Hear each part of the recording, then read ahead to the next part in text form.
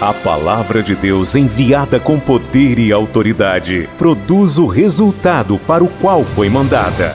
Por favor, abra no primeiro livro do profeta Samuel, no capítulo de número 1, nós vamos ler o versículo 20. Primeiro livro do profeta Samuel, capítulo de número 1, versículo de número 20. Daqui a pouco nós vamos orar pela família, daqui a pouco nós vamos apresentar diante do Senhor o nosso projeto de vida, o nosso pedido de oração. E hoje nós vamos falar, minha gente, sobre Ana. Ana, ela teve o seu sonho realizado. E qual era o sonho de Ana? Ter uma família. Ana orou a Deus. E após ter orado a Deus, ela disse o seguinte, primeiro livro de Samuel, capítulo 1, versículo 20, quem achou, diga amém.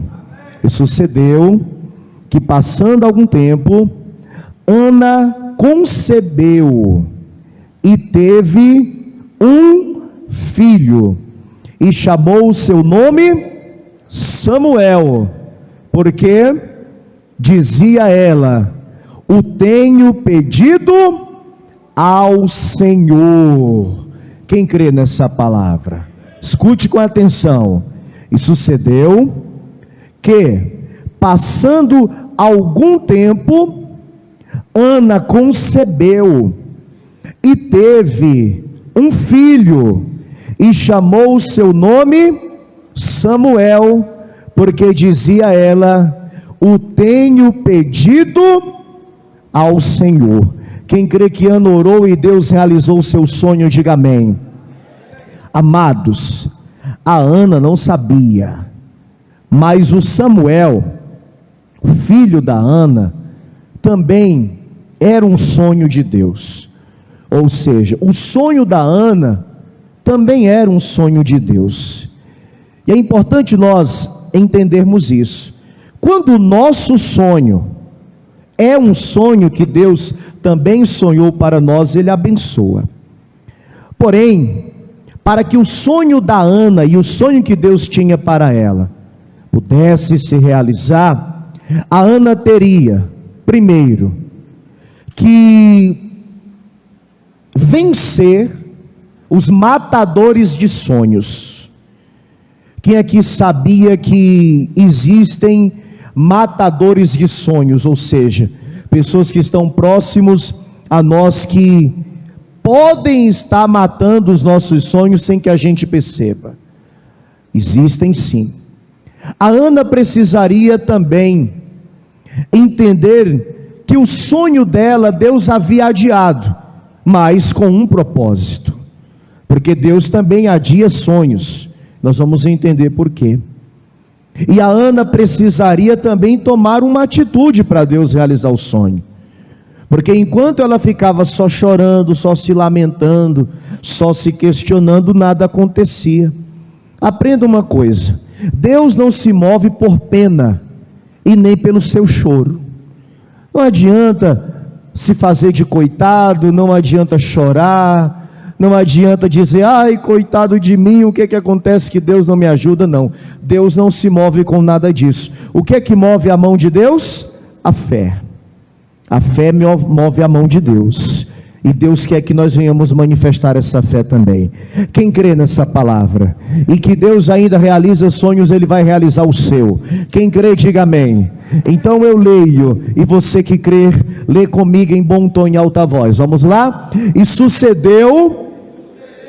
dá para ficar melhor, hein, gente? E sucedeu que, passado algum tempo, Ana concebeu e teve um filho, e chamou o seu nome Samuel, porque dizia ela: o tenho pedido ao Senhor. É verídico esta palavra? Você crê mesmo? Então desocupe as mãos e vamos aplaudir a palavra de Deus.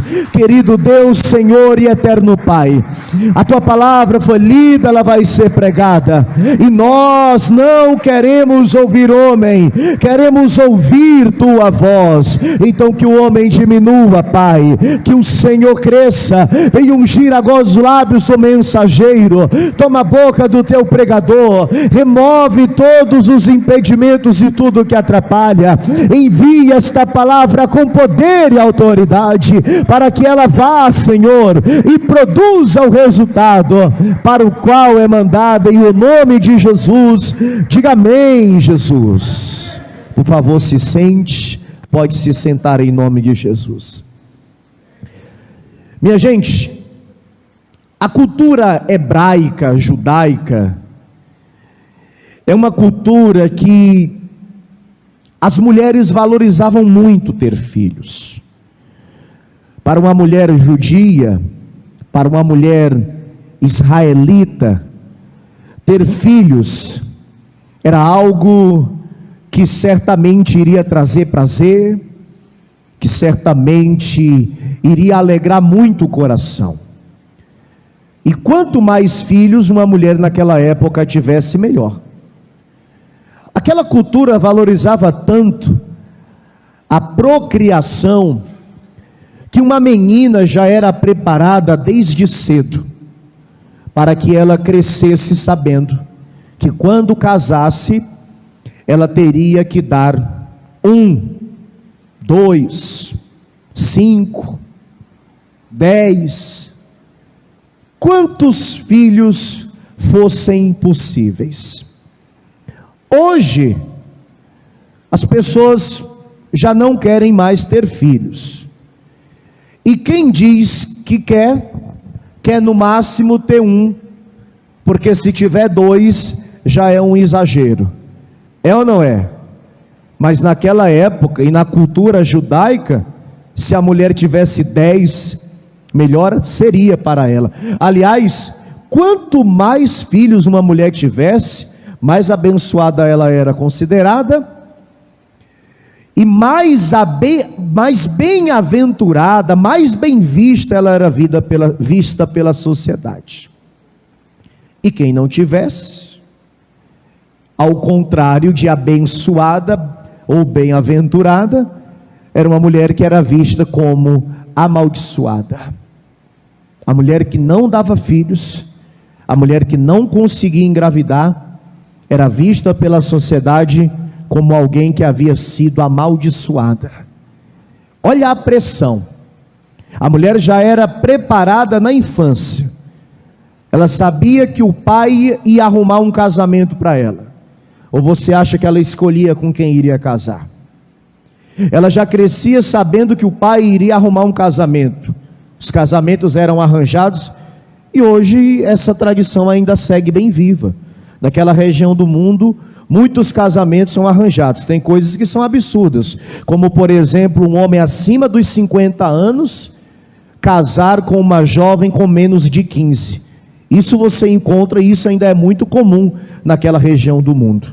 E a menina sabe que vai casar, e o marido vai querer que ela tenha muitos filhos. Quanto mais filhos, melhores. É nesse contexto que a Ana vivia, minha gente. Só que a Ana, para a tristeza dela, ela não podia gerar filhos. Eu penso que a princípio, como era comum, era natural, diferente de hoje, as mulheres aceitavam aquela condição. Quando o casamento da Ana foi marcado, ela já começou, quem sabe, imaginar assim como seria a vida dela, sabe? Vou casar, vou ser uma dona de casa, e basicamente vou ter um filho por ano, que era o mais comum.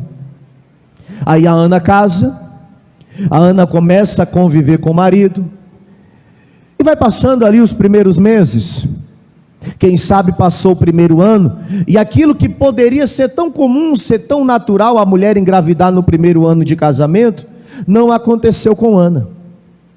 Quem sabe no segundo, quem sabe no terceiro, no quarto, não posso dizer a quantidade de tempo, mas o fato é que Ana não engravidava.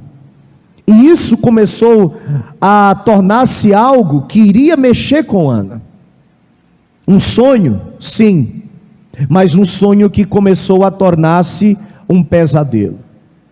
E sem falar que ao decorrer do processo, a Ana vai se deparar com aqueles que nós podemos chamar hoje de matadores de sonhos. Vamos acompanhar? Leia comigo na sua Bíblia, acompanhe por favor a leitura, a partir do capítulo de número 1, do livro de Samuel, que diz assim: Houve um homem de Ramataim Zofim, da montanha de Efraim, cujo nome era Eucana, filho de Jeroão, filho de Eliú, filho de Tou, filho de Zufi, Efrateu. E este tinha 2 mulheres. É importante nós pararmos aqui para deixar bem claro, para que não reste dúvida, que Deus nunca apoiou esse comportamento. Deus tolerou, é diferente. Deus permitiu, mas Deus nunca apoiou. Se nós lermos a Bíblia, em nenhum momento nós iremos ler algo parecido que cite Deus incentivando, mandando ou apoiando tal prática. Não, Deus nunca apoiou. Mas o fato é que, da mesma maneira que Deus deu o livre-arbítrio para muitas outras coisas, aliás, para tudo, o homem tem o poder de escolha, a gente faz o que quer da vida, sim ou não? Deus é assim, se você quiser servir a Ele, amém, mas se você quiser servir o diabo, para Deus está do mesmo jeito, amém também, é ou não é? Se você quer ser fiel a Ele, amém, mas se você não quer, para Deus, amém também. Deus já fez a parte dele. Qual foi a parte de Deus? Entregar Jesus na cruz para poder nos resgatar da condenação. Cabe a nós aceitarmos Jesus ou não. Diga comigo, a parte de Deus já foi feita. Eu é que tenho que fazer a minha. Essa cultura ainda é natural naquela região do mundo. Você sabe disso, né? Por lá tem homens que não tem só uma nem duas, tem muito mais do que isso. E infelizmente isso se tornou uma prática no meio de Israel. Os próprios reis tinham várias mulheres. Não que Deus apoiasse, Deus no mínimo tolerava. Acredita-se que o motivo deste homem casar com uma outra mulher é o fato da Ana não poder ter filho, minha gente. Eu sei que talvez você hoje não aceitaria isso. Aliás, tem alguma mulher aqui que aceitaria essa condição? Eu acho que não, né? Mas naquela época a mulher não tinha voz ativa, a mulher não tinha, digamos que opinião, a mulher fazia o que o homem dizia. A Ana, ela era obrigada a aceitar aquela condição, porque principalmente tinha um fator agravante. Qual o fator? Ela não tinha dado nenhum filho para o marido. E olha como eram as coisas naquela época. Digamos que você vivia naquela época, principalmente você mulher. Você ficou grávida, nasceu o primeiro filho, no caso uma filha, uma menina. Segunda gestação, uma segunda menina. Terceira gestação, uma menina de novo. Quinta gestação e outra menina. 10 gestações, 10 mulheres. Enquanto você não tivesse um homem, teu marido não ia parar. Ele iria continuar insistindo. Por quê? Porque era meio que uma obrigação que o homem se sentia. De o que começou com o bisavô, que passou para o avô, que passou para o pai, que passou para ele ter que passar para o filho, homem. E enquanto não tivesse um filho homem, ele iria tentar ter um filho homem. Amém? Nasceu 10 mulheres. Depois, Na 11ª gestação, nasceu um menino. A festa estava garantida. Sabe quem iria ficar com o comando da família no futuro? A que nasceu primeiro, né? A primogênita. O mais novinho, que nasceu agora, ia ser preparado para comandar toda a família no futuro. Por que eu estou te contando e dando esse exemplo? Para você entender a pressão que a Ana vivia. Eu tenho que ter um filho. Eu tenho que ter um filho, e não é qualquer filho. Quando eu digo qualquer, me referindo, não pode ser uma menina, tem que ser um menino. Eu tenho que engravidar e tem que ser um menino, amém, minha gente? Essa era a pressão. Só que além do fato dela não poder ficar grávida, e tinha os agravantes, os matadores de sonho. A primeira matadora de sonho é a mulher que o Eucana colocou dentro de casa, a Penina. Versículo 2: tinha 2 mulheres, o nome de uma era Ana. Sabe o que significa Ana? Anota aí na sua Bíblia: graça. Ana significa graça. E o nome da outra mulher é Penina. Sabe o que significa Penina? Coral. Coral lembra o quê? Você está com fome, é? Quem já jantou aí, diga amém. Quem já jantou, diga amém. Você já jantou? Então é a barriga que está cheia. Quem não jantou, diga amém. Então é barriga vazia, então é fome. Quem está com fé, diga glória a Deus. Ó, a irmã lá atrás ficou sem falar. Diz assim: irmã, dá glória aí, por favor. Amados, o que nos faz lembrar quando a gente escuta o termo coral? O Eucana casou com a Gracinha e com a Coral. O problema é que a Coral dava filhos e a Graça não dava. O problema era esse. E essa Penina, pensa numa mulher parideira, era 1 por ano, viu? Todo ano ela tinha 1. Antigamente era muito comum, né? As mulheres ter filhos assim, 1 ano após o outro. Outro dia eu perguntei quem tem mais de 10 irmãos, e teve gente que levantou a mão aí, né? Quem tem mais de 5 irmãos aí, levanta a mão. 5. 5 já é um número bom, concorda comigo? De sangue eu tenho 3. Acho que tá bom 3, né? Agora vamos lá, quem tem mais de 10? Mais de 10 irmãos? É mesmo? Com todo respeito à senhora sua mãe, então a sua mãe era igual a Penina. 1 filho por ano, né? Seu pai também não dava sossego, né? Misericórdia. Amados, olha o que diz aqui, ó, o versículo de número 5, é importante a gente ler, ó. Porém Ana dava uma parte excelente, porquanto ele amava Ana, porém o Senhor lhe tinha cerrado a madre. Memoriza, diga comigo: o Senhor tornou Ana estéril. Pastor, por quê? Já te digo. Quem quer saber, diga amém. Daqui a pouco, espera aí. Versículo 6. E a sua competidora, quem tem a tradução que aparece rival aí? Nossa, quanta gente tem uma Bíblia diferente da minha aí, viu? Por isso que tem dia que eu estou lendo uma coisa aqui, aí tem gente que fica assim, ó. Não estou entendendo o que o pastor está dizendo. Mas o significado é o mesmo, tá, gente? E o que a rival da Ana fazia? Excessivamente a irritava, para embravecer, porquanto o Senhor lhe tinha cerrado a madre.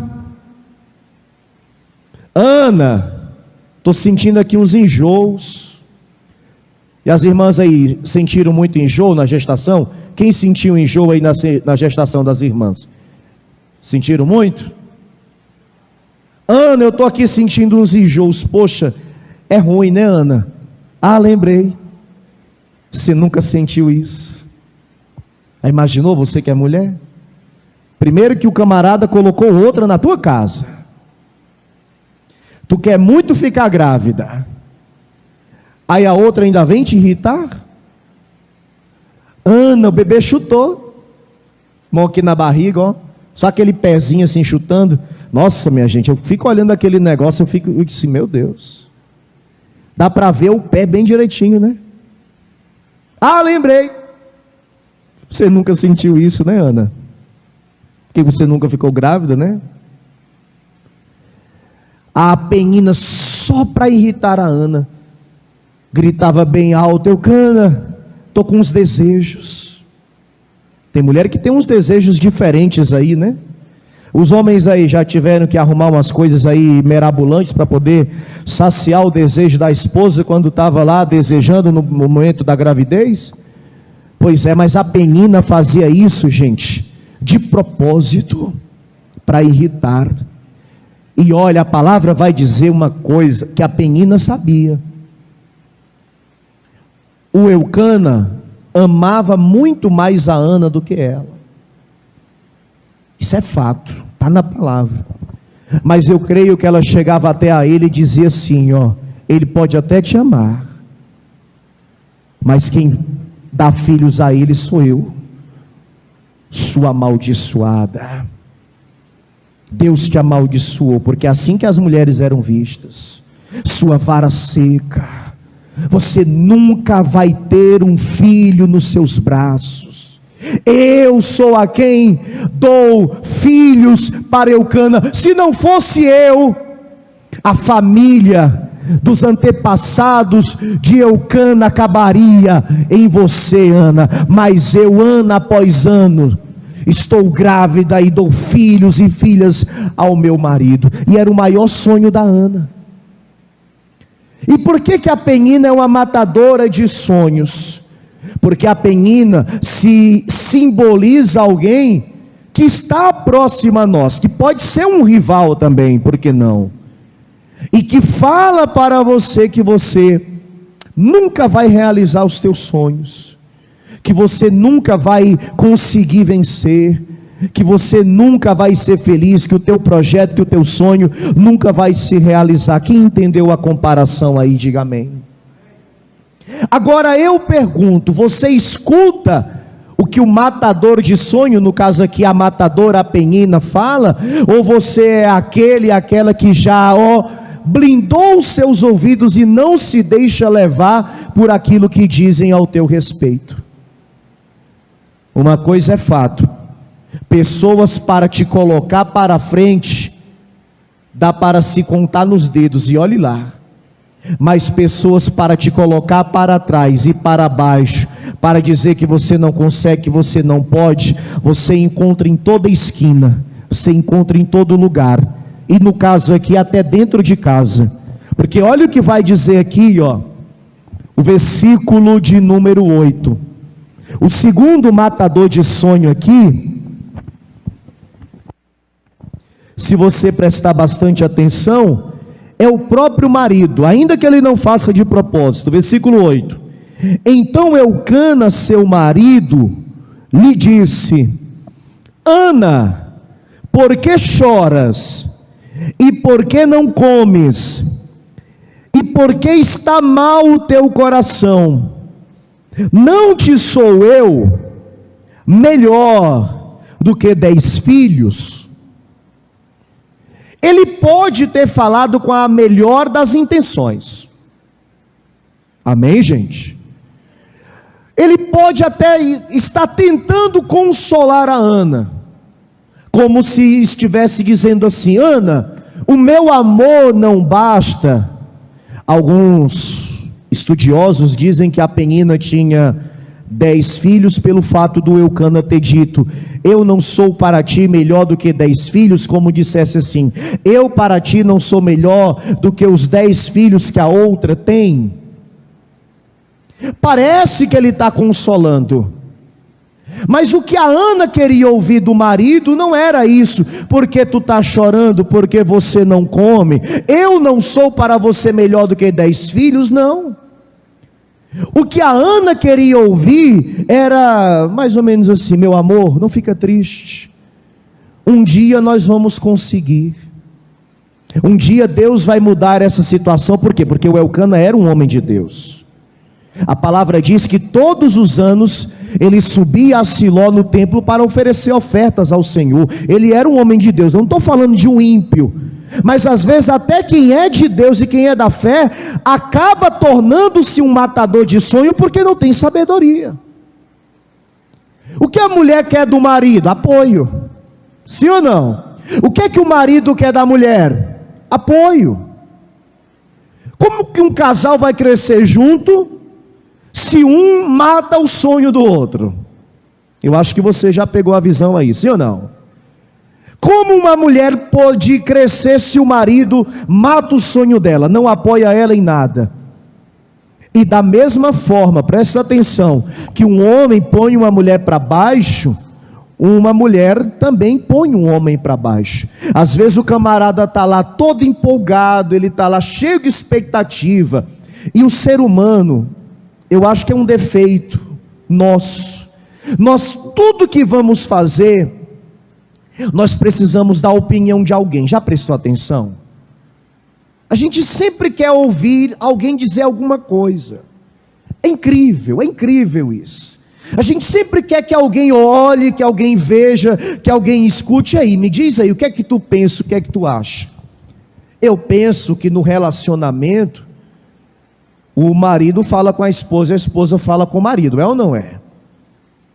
Eu já prego há muito tempo, e quase sempre, hoje eu fiz isso, eu cheguei para a pastora, e aí, o que foi que você achou da palavra? Por quê? Porque a opinião dela é muito importante para mim.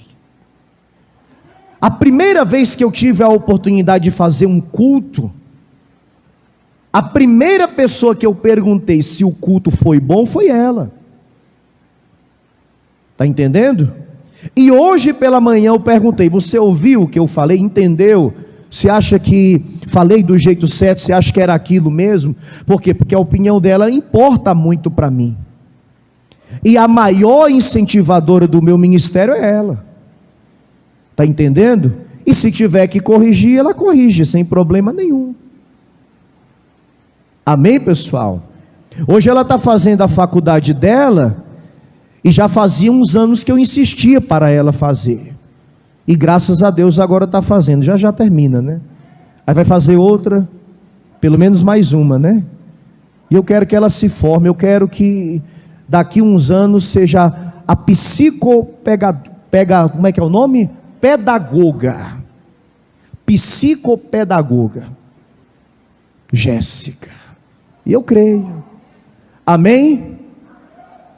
Agora, se eu só falo contra, se eu não apoio, né? E eu até já disse para ela que eu acho que ela me incentiva mais do que eu incentivo ela. E se ela fizesse o contrário, se ela não me apoiasse lá no começo, lá atrás, se ela não fosse a primeira a acreditar no meu ministério, eu acho que eu tinha ficado lá para trás. Talvez não, porque eu já disse aqui que se tem alguém que acredita em mim, sou eu. Eu tenho isso e olha, ninguém tira, e ela sabe disso. E eu digo assim: olha, ninguém pode acreditar em tu, mas se tu acreditar em tu mesmo, você vai longe. Mas eu sei que o apoio do marido, o apoio da esposa é fundamental. E desculpa, e eu não quero que seja com você, mas às vezes a gente dorme ao lado de um matador de sonho, que era o caso da Ana, coitada, né? Às vezes você convive com a matadora de sonho, com o matador de sonho. Como resolver essa questão? Primeiro, orar muito para que essa pessoa conheça a palavra, conheça o Senhor. Talvez ela é assim por ignorância. Por quê? Porque ela não conheceu a verdade ainda. E você não pode desistir dela ou dele a princípio, porque não te apoia ainda, porque um dia pode vir a apoiar. Quem está compreendendo? E você blindar o seu ouvido e você acreditar em você, porque você pode. Diga para você mesmo, diga: eu posso, diga: eu consigo. Nesse dia aqui, eles vão para a igreja, e lá na igreja tinha um pastor chamado Eli. Como é que é o nome do pastor? Eli. O Eli, ele vai ser um matador de sonho também nessa história aqui. A Ana, coitada, né? Ela chegou naquele dia na igreja, ela estava tão mal, que ela começou a orar. Ela fez ali uma oração, um voto a Deus. Só que as palavras não saía som da boca, ela apenas pronunciava, mas sem sair som. Aí o pastor Eli, que já estava velho, sem discernimento, ele olhou assim para Ana, e ele achou que a Ana tinha, ó, o que é que significa isso aqui? Que a Ana estava embriagada, estava bêbada, e falou isso para ela, ó. Olha o que diz aqui no versículo de número 12: e sucedeu que, perseverando ela em orar, perante quem, minha gente? Eli fez atenção à sua boca, porquanto Ana no seu coração falava, e só se movia os lábios, porém não se ouvia a voz, pelo que Eli a teve por embriagada. E disse Eli: até quando estarás tu embriagada, mulher? Aparta de ti o teu vinho. O que a pessoa vem na igreja, ela espera do pastor, do sacerdote? Que ore por ela, que aconselhe ela, que a ajude de alguma forma, ainda que seja com uma palavra, sim ou não? Aí a pessoa chega na igreja e no lugar dela receber o tal apoio, ela é confundida com uma bêbada, porque o Eli achou que ela tinha tomado todas, virou um garrafão daquele de 5 litros de vinho, olha, e ficou mais para lá do que para cá. Está bêbada, mulher, como se dissesse, bêbada dentro da igreja, essa hora do dia, aparta de ti esse vinho. Era motivo para Ana não colocar mais nem o pé nessa igreja, concorda comigo? E com toda razão. Oxe, se tem gente que sai da igreja porque o pastor passou por ela e não olhou, não deu um oi, não deu a paz. Imagina se o pastor chamar a pessoa de bêbado, de bêbada, aí é que a pessoa não vem mais na igreja mesmo, né? Mas a Ana não. A Ana respondeu assim, ó, versículo 15: porém Ana respondeu e disse: não, Senhor meu, eu sou uma mulher atribulada, nem vinho e nem bebida forte tenho bebido, porém tenho derramado a minha alma perante o Senhor. Não tenhas, pois, a tua serva por filha de Belial, porque da multidão dos meus cuidados e do meu desgosto tenho falado até agora. Eu vim só orar, Senhor, eu vim só colocar diante de Deus a minha aflição. E aquele que era para trazer uma palavra de ânimo, de incentivo, estava falando contra. E o que é que isso pode representar? Até dentro da igreja, se a gente não vigiar no meio da fé, a gente encontra pessoas que, por mais que sejam de Deus e até tenham títulos, como era o caso do Eli, pode nos colocar para trás, pode nos colocar para baixo. Quem entendeu, diga amém. Pastor, então o que é que eu faço? Blinda os teus ouvidos, blinda os teus pensamentos, porque uma coisa é fato: nem sempre nós iremos conseguir o apoio que queremos ou que precisamos, mas uma coisa nós temos sempre que guardar no coração e ter em mente, minha gente. Que coisa? Eu tenho que crer no projeto que Deus tem para mim. no sonho que Deus tem para mim. A Ana não sabia ainda. Deus estava trabalhando. Ana estava passando por um processo esse que lá na frente teria um final feliz, um final maravilhoso. O sonho de Deus era o mesmo sonho da Ana. Todo mundo pode dizer que você não vai conseguir realizar o teu sonho. Você só acredita se quiser. Só tem um que pode dizer para você que o teu sonho não vai se realizar. Esse é quem, minha gente? Esse é Deus. Mas uma coisa é fato: quando Deus nos diz que esse sonho Ele não realiza, é porque Ele tem outro, melhor e maior para realizar na sua vida. Toma posse dessa palavra. O sonho de Deus, ele é maior do que o seu. Quem entendeu, diga amém. Diga: eu preciso vencer os matadores. Eu estava pregando e você estava lembrando, né? Você contou o teu sonho e a pessoa: eu acho que não, viu? Você estava lá todo empolgado, e você falou para a pessoa, aí ela te deu uma palavra, foi uma ducha de água fria, né? Todo aquele ânimo, toda aquela fé que você estava, foi por água abaixo. Por quê? Porque enquanto o matador de sonho te influenciar, vai ser assim. Acredite em você e acredite em Deus. Se você acreditar em você e no Senhor, os seus sonhos serão realizados. Quem crê, diga amém. Quem lembra que eu pedi para você memorizar o versículo 5? E o que é que diz no final do versículo 5? O Senhor lhe tinha cerrado. Ana não engravidava porque era doente. O Elcana tinha problema. Por quê? Porque Deus não deixava. E por que Deus não deixava? Porque Deus não queria? Não. Porque Deus tinha um tempo certo para fazer Ana engravidar. O que significa isso? Diga comigo: Deus adia sonhos. Adiar, eu não estou falando que Deus está destruindo sonhos. Deus não destrói. Deus, ele adia sonhos. Por quê? Vamos entender. Eli era o sumo sacerdote, não é isso? Eli tinha 2 filhos, Ófine e Finéias. Olha o que é que a Bíblia fala desses 2 homens no capítulo 2, no versículo 12 em diante. Olha o que a Bíblia fala desses 2 homens, Era, porém, os filhos de Eli, filhos de Belial, e não conheciam o Senhor.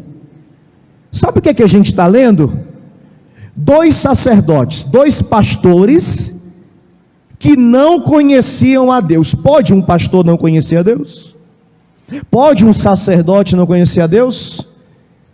Eram esses 2 homens aqui. O costume daqueles sacerdotes com o povo era que, oferecendo a alguém algum sacrifício, vinha o moço do sacerdote, estando-se cozendo a carne com um garfo de 3 dentes em sua mão, e dava com ele na caldeira, ou na panela, ou no caldeirão, ou na marmita, e tudo quanto o garfo tirava, o sacerdote tomava para si. Assim faziam a todo Israel que iam a Siló. Também antes de queimarem a gordura, vinha o moço do sacerdote e dizia ao homem que sacrificava: dá essa carne para assar ao sacerdote, porque não tomará de ti carne cozida, senão crua. E dizendo-lhe o homem: queime primeiro a gordura de hoje, depois toma para ti quanto desejar a tua alma. Então ele lhes dizia: não, agora hás de dar, e se não por força tomarei. Era, pois, muito grande o pecado desses jovens perante o Senhor, porquanto os homens desprezavam a oferta do Senhor. Diga comigo: ladrões. Ladrões de quê? De oferta. O povo levava a oferta para apresentar a Deus, eles roubavam. Olha que absurdo. Mas não para por aí não, viu? Olha o que diz o versículo de número 22, igreja, ó. Olha o que diz o versículo 22. Era, porém, Eli já muito velho, ou seja, Eli ia morrer, um dos dois iria ter que assumir o sacerdócio, como sumo sacerdote. E veja, ouvia tudo quanto seus filhos faziam a todo Israel, e de como se deitavam com as mulheres, que em bandos se ajuntavam à porta da tenda da congregação. Vê se pode. Imaginou? Na porta da igreja uma fila de mulher para se prostituir com o pastor? É isso aqui. E o que o pai deles, o Eli, que era o maior sacerdote, fazia? Passava a mão na cabeça. Amém, pessoal? Passava a mão na cabeça. Então o que Deus queria? Um homem que fosse fiel a Ele, obediente, servo, e esse homem iria substituir esses três aqui, iria resolver essa vergonha, essa pouca bagunça, esse lamaçal aqui. Que homem seria esse? Samuel. Mas aí Ana não sabia, mas ela teria que esperar o tempo certo de Deus fazer. Olha o que diz aqui em 1 Samuel capítulo 2, versículo 29. Olha o que Deus falou sobre eles, ó. Porque dais coices contra o sacrifício e contra a minha oferta de manjares, que ordenei na minha morada, e honras a teus filhos mais do que a mim, para vos engordardes do principal de todas as ofertas do meu povo de Israel.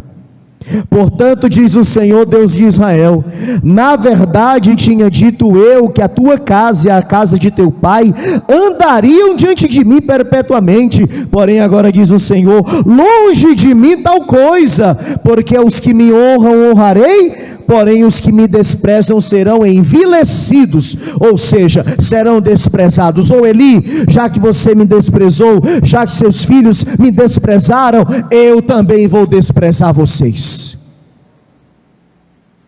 Amém, gente?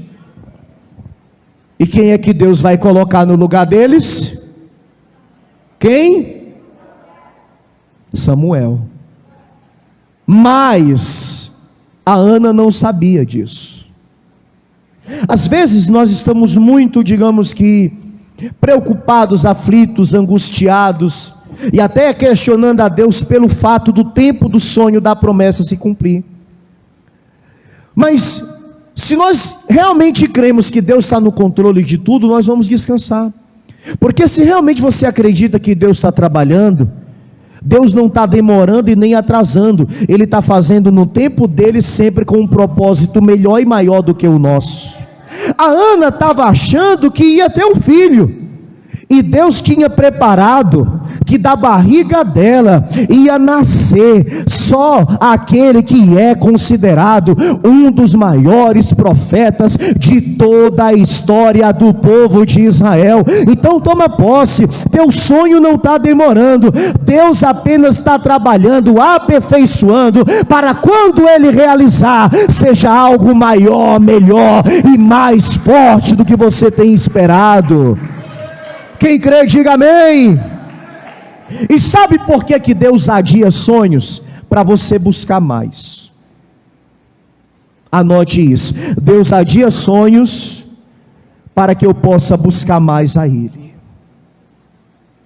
Pastor, mas eu já busquei muito até hoje, então deixa eu te falar uma coisa. Busca mais um pouquinho. Mas pastor, eu já busquei tanto, eu sei, busca um pouco mais. Uma coisa é fato, buscar a Deus não faz mal a ninguém, ou faz. Mas tem um detalhe: como é que eu busco a Deus? De todo o meu coração. Porque a única maneira de encontrá-lo é se eu buscá-lo de todo o meu coração. Às vezes, se Deus der tudo que a pessoa quer de imediato, dificilmente a pessoa vai buscar a Deus, a pessoa vai ter um encontro com Deus, porque você já aprendeu que nós somos forjados nas dificuldades. É na luta que a gente aprende a servir o Senhor.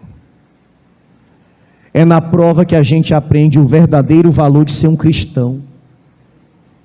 Deus nunca vai dar tudo que a gente quer e no tempo que a gente quer, porque senão Deus iria nos acostumar mal e nos ensinaria errado. E se tem uma coisa que a gente sabe, é que Deus faz tudo perfeito. Amém? Pode colocar na sua cabeça, no seu coração, e você vai pensar comigo e você vai concordar. Se Deus já tivesse dado tudo o que você pediu, será que você estaria na presença de Deus? Será que você teria a capacidade espiritual que você tem hoje? Será que você seria a pessoa que você se tornou? Meu amigo, o que vem fácil também vai embora fácil. O que não é conquistado com esforço, facilmente a gente perde, e outra a gente nem valoriza. Por que Deus, Ele não demora? Por que Deus determina um certo tempo para realizar algo que você quer? Para que você alcance aquilo com esforço, com trabalho, com luta, com empenho, para que quando você receber, você venha valorizar. Tem gente que tem tudo fácil na vida e perde tudo na mesma proporção ou mais rápido do que ganhou. Por quê? Porque aquilo que não tem esforço não é valorizado. É ou não é? E a bênção de Deus, ela tem muito valor. Por isso que Deus, Ele quer que você a conquiste, não fácil, mas com muita luta. Diga para você mesmo: eu preciso lutar para conquistar. Por que Deus adia sonhos? Porque Deus quer que você aprenda que é Ele que faz e não você. Amém, pessoal? Primeiro, é para você buscar mais, e segundo, é para você entender que é Ele que vai fazer, não é você. Está escrito em Provérbios que o homem planeja, mas a última palavra vem de quem? A última palavra vem de Deus. E se ainda não se realizou, é porque Deus está querendo dizer para você: quem vai fazer sou eu, não é você. Amém, minha gente? Por que Deus adia sonhos? 3, para que o teu sonho também possa ser dedicado ao Senhor. Eu oro muito pela sua prosperidade. Eu quero muito que Deus te prospere. Eu quero que o seu trabalho seja frutífero. E sabe por que eu oro muito pela prosperidade da igreja? Porque ao meu sentir, de 10 orações, 7 está associada à vida financeira. A pessoa, ela pode estar doente, e ela pode estar com dívidas. Ela ora muito mais para Deus abençoar, para ela pagar as dívidas, do que para ela ficar curada. A pessoa está com outros problemas, mas é incrível a capacidade que as pessoas têm de orar pedindo bênçãos financeiras.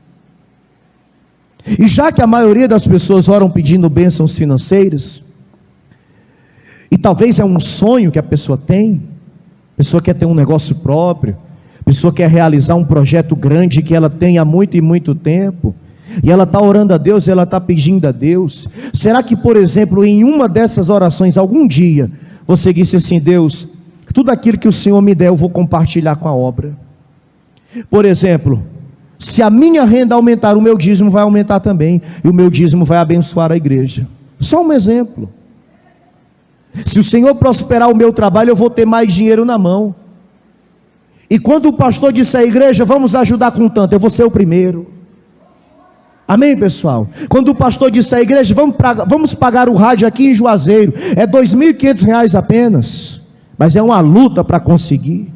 Quando o pastor disser: quem vai ajudar com 50, eu vou ajudar com 100. Deus, põe na minha mão, me prospere que eu vou fazer mais. Quando o pastor disser: gente, vamos fazer um reparo na igreja, quando o pastor passar a lista, eu vou ser o primeiro a colocar meu nome na lista.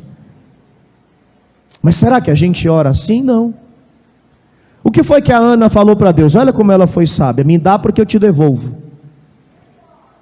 Se o Senhor me der esse menino, eu vou dedicar todinho ao Senhor.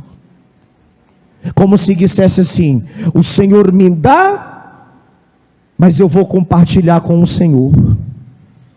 Achava ela que ia dar. Ana não sabia que Deus já tinha escolhido aquele filho.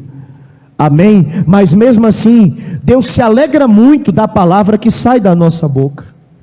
Quando eu falo para Deus: Deus, vamos falar o português aberto, eu quero ter dinheiro no bolso. Amém, gente? Porque no duro é isso mesmo, sim ou não? A gente fica: Deus dá condição, Deus provê na minha vida. Vamos parar com essa balela e vamos falar logo português. Eu quero ter dinheiro no bolso, é ou não é? Sim ou não? E uma parte desse dinheiro eu vou abençoar a obra. É assim que você ora? Lembra do que disse o irmão Tiago? Pedem e não recebem porque pedem mal. Pedem para o seu mero prazer, para os gastardes em vossos deleites. A Ana, ela pediu muito sabiamente. Sabe por que a Ana pediu sabiamente? Porque ela disse: se o Senhor me der. E ela ainda disse: eu quero um homem, viu Deus? Eu não quero uma menina. O senhor presta atenção aí na hora de fazer. Eu quero um homem, eu não quero uma menina. Vai que eu tenho só um. Ela não sabia, né? Eu quero um homem, porque a descendência de meu marido, ainda que a Penina já tinha homens, mas quem era a esposa oficial e a número 1? Era a Ana. Era do filho da Ana que a descendência do marido continuaria. Amém, minha gente? E eu quero um homem. Tem um detalhe: o Senhor me dá, mas a ti entregarei todos os dias da vida dele. Amém? E sabe por que Deus adia sonhos também? Quarta coisa: porque o que Deus tem para fazer é maior do que aquilo que a gente imagina. Outro dia eu ministrei, não sei se você lembra. Está preparado para receber o que tu pede? Lembra desse dia? Está preparado para receber o que pede? Se Deus vê que não está, Ele não faz. Por quê? Porque você não está preparado. Amém, pessoal? Agora, é aí que a gente tem que pensar: poxa, o meu sonho não se realiza. Deus, Ele pode ter adiado por um tempo. Por quê? Porque Deus está preparando coisa grande. E você tem que se preparar também para coisas grandes. Amém, gente? E às vezes a pessoa não está. Às vezes a pessoa não está preparada. Eu posso hoje ter algo pequeno, mas a minha administração, presta atenção nisso, tem que ser de algo grande. Amém? Você pode ter lá na sua lojinha, um exemplo, lá na garagem da sua casa, 50 peças de roupas.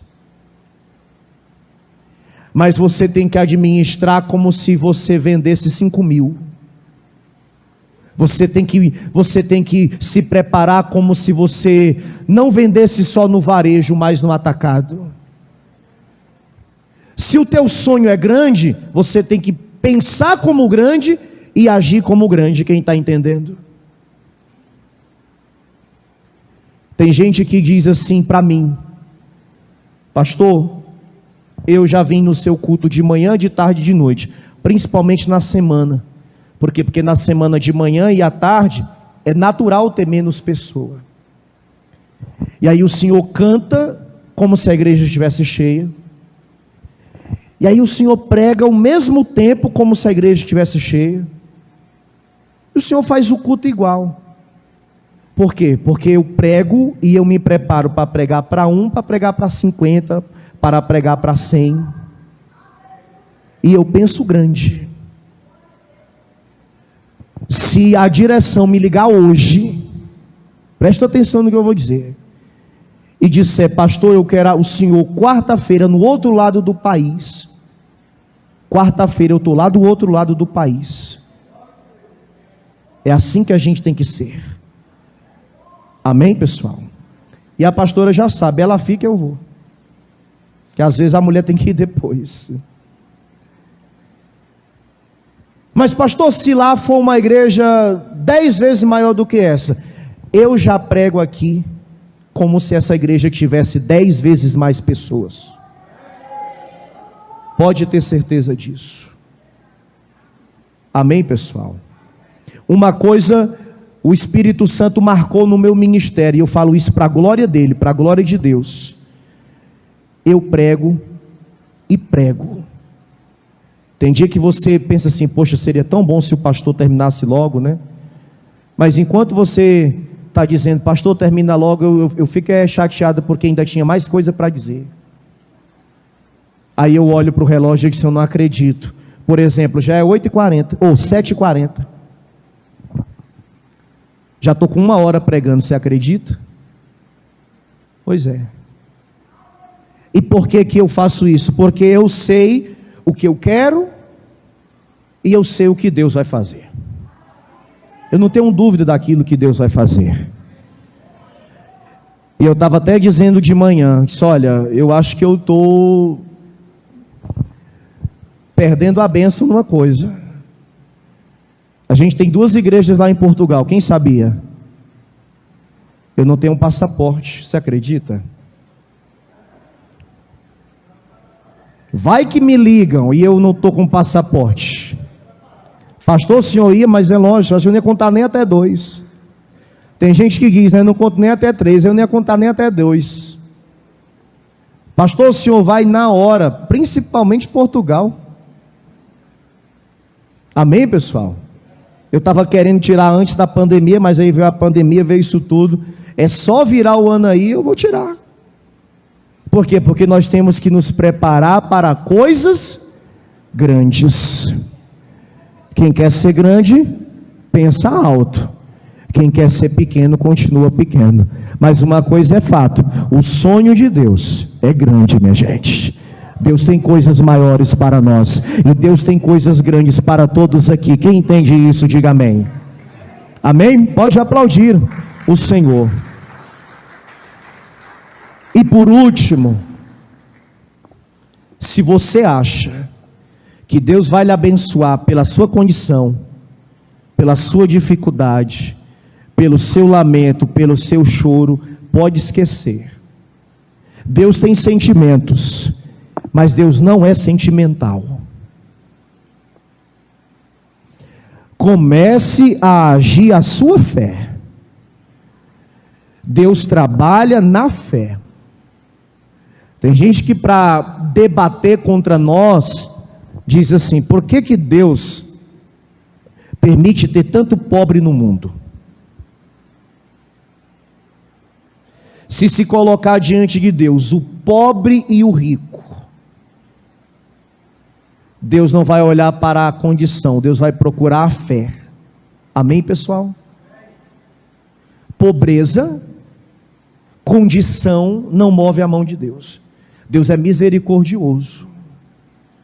Deus quer que os que têm mais possam estender a mão e ajudar os que têm menos, isso é fato. Mas na hora de Deus agir, Deus vai agir em quem agir a fé, e não pela condição. Não se vitimize. Não diga que você é menos favorecido, que você nunca foi privilegiado. Não queira impor a Deus a sua condição. Mostre para Deus a sua fé. E é através da sua fé que Deus vai trabalhar na sua vida. Tem pessoas que estão esperando Deus agir e dizendo, Deus, olha para a minha situação, olha para minhas dificuldades, olha para a minha luta, e a pessoa não quer fazer uma campanha, por exemplo. A pessoa não tem a força de vir na igreja domingo e quarta-feira, por exemplo, como muitos que já quebraram a campanha, inclusive hoje. A pessoa não tem coragem de orar à meia-noite. Ou você acha que quando a gente faz um propósito de oração à meia-noite, todo mundo ora? Ih, você está muito iludido. A pessoa quer que Deus prospere, mas a pessoa não quer devolver dízimo, a pessoa não quer ofertar. A pessoa quer que Deus faça tudo, mas ela não demonstra nada em relação à fé. Me mostra a tua fé sem obras, que eu mostro a minha fé através das minhas obras, disse Tiago. Pastor, e onde é que está Ana nisso tudo? É fácil. No versículo de número 8 diz que ela só chorava e não comia. Olha o que diz aí, ó. Então Elcana, seu marido, lhe disse: Ana, por que choras? E por que não come? Coitada da Ana, depressiva a bichinha. A Gracinha estava triste, abatida. É ou não é, pessoal? Coitado de mim, triste de mim. Aí no versículo 11, olha a diferença. E votou um voto. O que é voto, igreja? Compromisso. Amém, pessoal? Primeira coisa que a Ana fez: compromisso. E quem tem fé tem compromisso. Outro dia eu escutei de uma pessoa: eu não quero fazer porque eu não quero compromisso. Irmão, está no lugar errado. Aprenda isso. A igreja, a fé é lugar de compromisso. Quem vem para a igreja dizer que não quer compromisso está no lugar errado. A fé é lugar de compromisso. Tem gente que diz: não vou pegar o envelope do dízimo porque eu não quero compromisso. Está no lugar errado. Tem gente: eu não vou pegar o envelope, o pedido da campanha porque eu não quero compromisso. E quando eu estou orando aqui, eu digo assim: igreja, ora comigo. Diz: Senhor meu Deus e meu Pai. Aí todo mundo: Senhor meu Deus e meu Pai, em nome de Jesus, eu faço uma campanha. A boca, ó. Se eu disser, eu fiz um compromisso, então é melhor não dizer. E por que Deus tem que ter compromisso com quem não quer compromisso com Ele? De onde a pessoa tirou essa ideia que Deus tem que se compromissar com quem não tem compromisso com Ele? Voto é compromisso, pessoal. Aí a pessoa conhece Eclesiastes, né? É melhor não prometer. Se a Deus fizeres um voto, tarde em não cumpri-lo, porque Deus não se agrada de voto de tolo. Opa, a Bíblia me dá respaldo para mim não fazer o voto. É verdade, ela dá mesmo. Mas se tem uma coisa que Deus quer, é compromisso. Quando você bate no peito, abre a sua boca e diz: eu vou orar 40 meia-noite, você não sabe o quanto que Deus se alegra. Quando você abre a sua boca e diz: eu vou fazer 21 dias de oração, Deus. E é lógico, você faz, você não sabe o quanto que Deus se alegra. Quando você diz: poxa, essa campanha vai arrebentar, vai ser uma bênção. E vai ser 7 semanas, vai ser 7 domingos e 7 quarta-feira. O mundo vira de ponta cabeça, mas quarta-feira eu estou na igreja, domingo eu estou na igreja. Deus se alegra muito.